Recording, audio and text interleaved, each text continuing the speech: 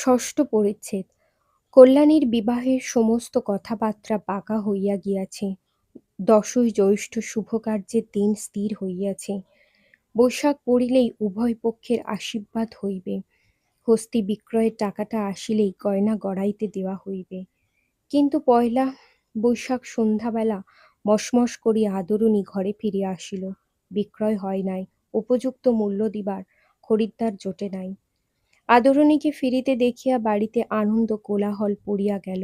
বিক্রয় হয় না বলিয়া কাহারও কোনো ক্ষেতের চিহ্ন সে সময় দেখা গেল না, যেন হারাধন ফিরিয়া পাওয়া গিয়াছে। সকলের আচরণে এইরূপই মনে হইল।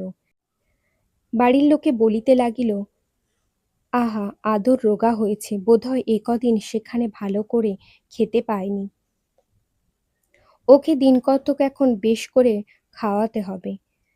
আনন্দের প্রথম উচ্ছ্বাস উপনীত হইলে পরের দিন প্রতিবেশী বন্ধুগণ আবার বৈঠকখানায় সমবেত হইলেন। অত বড় মেলায় এমন ভালো হাতির খরিদ্দার কেন জুটল না, তাহা লইয়া আলোচনা হইতে লাগিল। একজন বলিলেন, ওই যে আবার মুখুজ্জে মশায় বলিলেন, আদর, যাও মা মেলা দেখে এসো। তাই বিক্রি হলো না। উনি তো আর আজকালকার মুরগিখোর ব্রাহ্মণ নয়।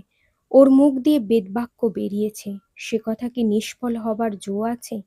কথায় বলে ব্রহ্মবাক্য বেদবাক্য।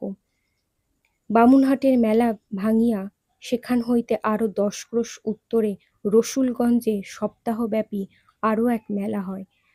যে সকল গো মহিষাদি বামুনহাটে বিক্রয় হয় নাই, সে সকল রসুলগঞ্জে গিয়ে জমে। সেখানেই আদরিণীকে পাঠাইবার পরামর্শ হইল। আজ আবার আদরিণী মেলায় যাইবে।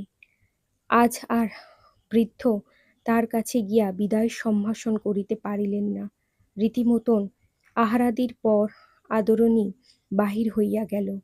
কল্যাণী আসিয়া বলিল, দাদামশায়, আদর আজ যাবার সময় কাঁদছিল।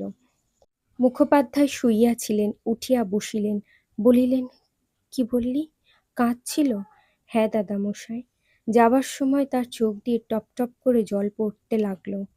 বৃদ্ধ আবার ভূমিতে পড়িয়া দীর্ঘ নিঃশ্বাসের সহিত বলিতে লাগিলেন, জানতে পেরেছে ওরা অন্তর্যামী কিনা। ও বাড়িতে যে আর ফিরে আসবে না তা জানতে পেরেছে। নাতনি চলিয়া গেলে বৃদ্ধ সহস্র নয়নে আপন মনে বলিতে লাগিল, যাওয়ার সময় আমি তোর সঙ্গে দেখাও করলাম না। সে কি তোকে অনাদর করে? না মা, তা নয়। তুই তো অন্তর্যামী, তুই কি আমার মনের কথা বুঝতে পারিসনি? খুকির বিয়েটা হয়ে যাক, তারপর তুই যার ঘরে যাবি, তাদের বাড়ি গিয়ে আমি তোকে দেখে আসবো, তোর জন্য সন্দেশ নিয়ে যাব, রসগোল্লা নিয়ে যাব। যতদিন বেঁচে থাকবো তোকে কি ভুলতে পারবো? মাঝে মাঝে গিয়ে তোকে দেখে আসবো। তুই মনে কোনো অভিমান করিস নে মা।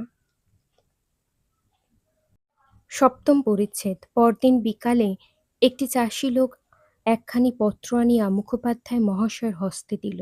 পত্র পাঠ করিয়া ব্রাহ্মণের মাথায় যেন বজ্রাঘাত হইল।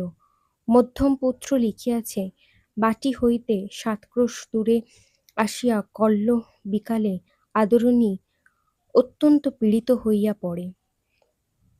সে আর পথ চলিতে পারে না। রাস্তার পাশে একটা আমবাগানে শুইয়া পড়িয়াছে। তার পেটে বোধ হয় কোনো বেদনা হইতেছে। সুরটি উঠাইয়া মাঝে মাঝে কাতর স্বরে আর্তনাদ করিয়া উঠিতেছে।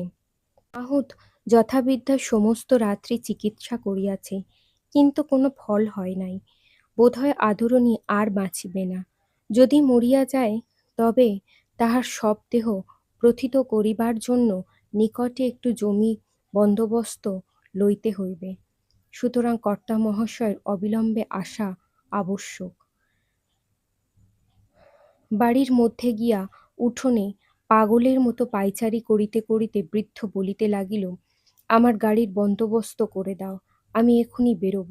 আদরের অসুখ যন্ত্রণায় সে ছটপট করছে। আমাকে না দেখতে পেলে সে সুস্থ হবে না।